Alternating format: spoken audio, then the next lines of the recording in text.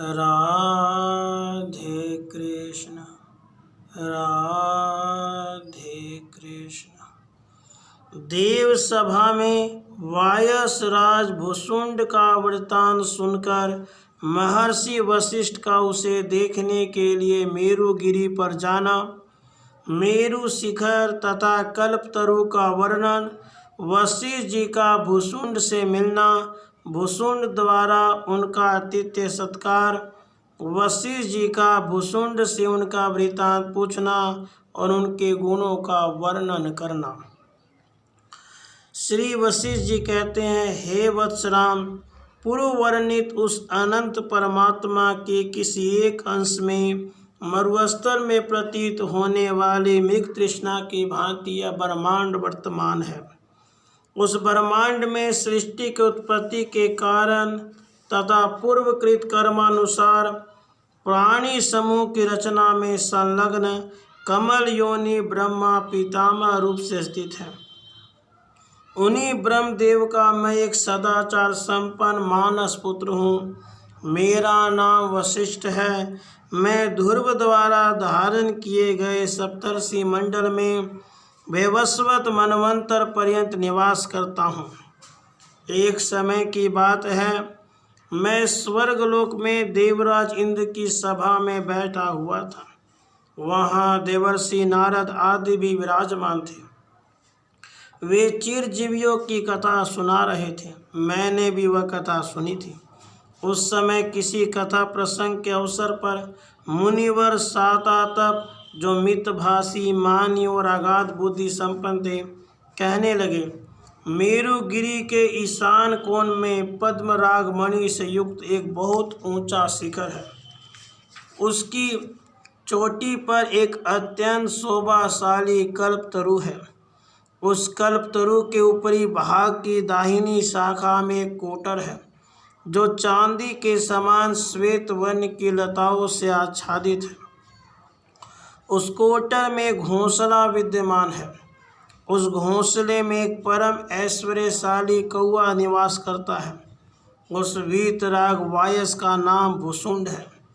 देवगण व वायस राज भुसुंड इस जगत में जिस समय चिरकाल से जी रहा है, वैसा चिरजीवित तो स्वर्गलोक में न कोई हुआ है न होगा ही।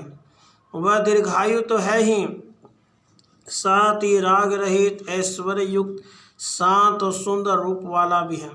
उसकी बुद्धि अगाध और स्थिर है। वह काल की गति का पूर्ण ज्ञाता है। राघव, इस प्रकार जब कथा का समय समाप्त हुआ और सभी देवता अपने अपने वास स्थान को चले गए, तब मैं कुतूहलवश उस भुसुंडी पक्षी को देखने के लिए चल पड़ा। फिर तो तुरंत ही मैं मेरुगिरी के उत्तम शिखर पर जा पहुंचा, जहां वह भुसुंड नामक कौआ रहता था। वह विशाल शिखर पद्मराग मणि से निर्मित था। वहाँ झरते हुए गंगा जी के झरनों के शब्द गूंज रहे थे। उसके लता कुंजों में देवता विराजित थे। गंधर्वों की गीत ध्वनि से वह अत्यंत रमणीय लग रहा था और वहाँ शीतल मंद सुगंध वायु बह रही थी। उसी शिखर पर मैंने कल्प वृक्ष को देखा। वह देवता, किन्नर, गंधर्व एवं विद्याधरों से युक्त ब्रह्मांड की तरह विस्तृत, असीम तथा दसों दिशाओं और आकाश को व्याप्त किए हुए था। वह सब ओर से पुष्पों, फलों और कोमल पल्लवों से आच्छादित था। उसके पुष्पों से सबको आह्लाद प्रदान करने वाले पराग झड़ रहे थे, जिनसे उसकी अत्यंत विचित्र शोभा हो रही थी।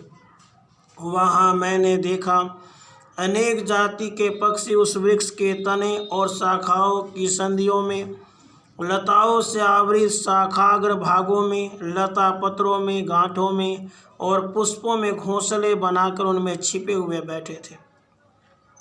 वहाँ मैंने ओमकार और वेद के मित्रभूत ब्रह्मा के वाहन हंसों के बच्चों को भी देखा, जिन्हें ब्रह्म विद्या की विधिवत शिक्षा प्राप्त हो चुकी थी एवं जो साम वेद का गान करने वाले थे। उसके बाद मैंने अग्निदेव के वाहन सुकों को देखा। उनके शरीर का रंग शंख, विद्युत पुंज और नीले मेघ के समान था। कोई कोई यज्ञ वेदियों पर बिछाए गए हरित वर्ण के कुशलताओं के दलों की भांति हरे रंग के भी थे। देवगण सदा उनका दर्शन करते थे। वे मंत्रों का उच्चारण कर रहे थे। उनकी बोली स्वाहाकार की सी जान पड़ती थी। वहाँ मयूरों के बच्चे भी थे जिनकी शाखाएं अग्नि शिखा से उद्दीप्त थी, जिनके पर जगत जननी पार्वती अपने जूड़े में बांधने के लिए संभाल कर रखती थी, तथा जो स्कंद द्वारा विस्तारित शिव संबंधी संपूर्ण विज्ञानों के विशेष जानकार थे। इस प्रकार ज्यों ही मेरी दृष्टि उस वृक्ष की दाहिनी शाखा के एकांत कोटर पर पड़ी, त्यों ही मैंने देखा कि वहाँ बहुत से कौवे बैठे हुए हैं और उनके बीच में ऐश्वर्यशाली तथा अत्यंत उन्नत शरीर वाला वायसराज भुसुंड विराजमान है। उसका मन आत्मज्ञान से परिपूर्ण है। वह दूसरों को मान देने वाला, समदर्शी और सर्वांग सुंदर है। प्राण क्रिया के निरोध से वह सदा अंतर्मुख वृत्ति वाला और सुखी है, तथा चिरजीवी होने के कारण वह चिरंजीवी नाम से विख्यात है। वह भूतकालीन सूर, असुर और महिपालों के इतिहासों का ज्ञाता, प्रसन्न एवं गंभीर मन से युक्त, चतुर तथा कोमल एवं मधुर वाणी बोलने वाला है। वह परमात्मा के सूक्ष्म तत्व का वक्ता तथा विज्ञाता है। वह ममता और अहंकार से रहित, बुद्धि में बृहस्पति से बढ़कर प्राणी मात्र का हितैषी, बंधु एवं मित्र है। वह एक मनोरम सरोवर की भांति सौम्य, प्रसन्न, मधुर, ब्रह्मरस से युक्त, महान आत्मबल से संपन्न और आंतरिक अखंड शांति समन्वित है। गंभीरता का परित्याग न करने के कारण उसके अंतःकरण की शोभा प्रकटित हो रही है। रघुनंदन, उसके बाद मैं उस भुसुंड पक्षी के सामने उतर पड़ा, मानो पर्वत पर आकाश से कोई नक्षत्र आ गिरा हो। मेरा शरीर कांतिमान तो था, अतः मेरे आने से वह सभा कुछ चंचल हो उठी। यद्यपि वहाँ मेरे जाने की कोई संभावना नहीं थी, फिर भी मुझे देखते ही भुसुंड ने पहचान लिया कि ये तो वशिष्ठ जी पधारे हैं। फिर तो वह पर्वत से उठे हुए छोटे से मेघखंड के समान अपने पत्रपुंज के आसन से उठ खड़ा हुआ और मधुर वाणी बोला, मुनिवर आपका स्वागत है। उसके बाद उसने आसन, अर्घ्य और पाद्य आदि देकर मेरा सत्कार किया। उस समय उस महान तेजस्वी भुसुंड का मन परम प्रसन्न था। उसने सौहार्दवश मधुर वाणी मुझसे कहना आरंभ किया। भुसुंड बोला, मुने, बड़े सौभाग्य की बात है कि चिरकाल के बाद आज आपने हम लोगों पर महान अनुग्रह किया है, क्योंकि आपके दर्शन अमृत के सिंचन से सिक्त होकर आज हम लोग पुण्य वृक्ष सरीखे परम पवित्र हो गए।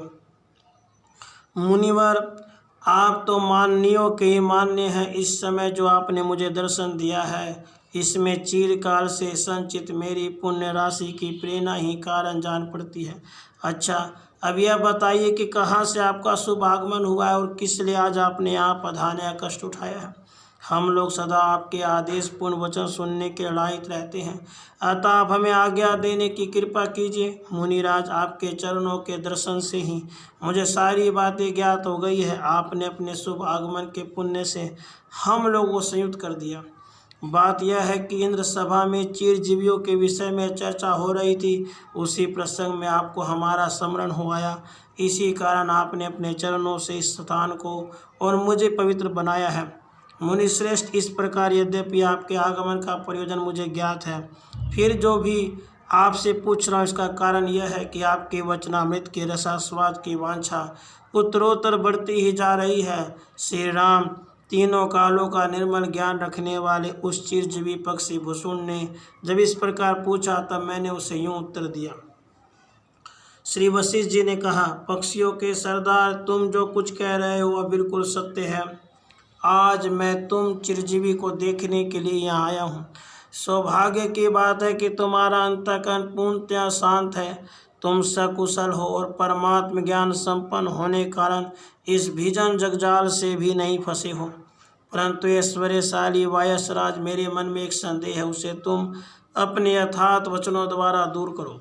वह संशय यह है कि तुम किस कुल में उत्पन्न हुए हो, किस प्रकार तुम्हें ज्ञेय तत्व का ज्ञान प्राप्त हुआ, तुम्हारी आयु कितनी है, तुम्हें अपना कौन सा वृत्तांत अथवा किस कल्प का चरित्र याद है, किस महानुभाव ने तुम जैसे दीर्घदर्शी के लिए निवास स्थान निश्चित किया है। श्री राम व भूषण न तो अभीष्ट लाभ से प्रसन्न होता था, न तो उसकी बुद्धि ही क्रूर थी। उसके सभी अंग सुंदर थे, शरीर का वर्ण वर्षाकालीन मेघ के समान श्याम था। उसके वचन स्नेहपूर्ण और गंभीर होते थे। वह मुस्कुरा कर ही बोलता था। तीनों लोकों की यथा उसके लिए हस्तामल कलवत थी। वह संपूर्ण भोग के तृण सरीखे तुच्छ समझता था। वह परावर ब्रह्म का ज्ञाता था। उसकी बुद्धि पूर्णतः शांत थी। वह शांत और परमानंद से परिपूर्ण था। उसके वाक्य प्रिय और मधुर, इसलिए सुनने योग्य और वीणा के गान की भांति मनोहर थे। उसका शरीर तो ऐसा लगता था मानो संपूर्ण भयों का अपहरण करने वाले स्वयं ब्रह्म ने ही नवीन भूषण शरीर धारण किया हो। वह स्वाभाविक प्रसन्नता से युक्त था तथा प्रश्नों का उत्तर देने के लिए उत्सुक होने के कारण उसके मुख की अद्भुत शोभा हो रही थी। इस प्रकार उस वायस राजभूषण ने शुद्ध अमृतमय तथा कर्मबद्ध रूप से निर्मल वाणी द्वारा अपना संपूर्ण वृत्तांत मुझसे कहना आरंभ किया। राधे कृष्ण, राधे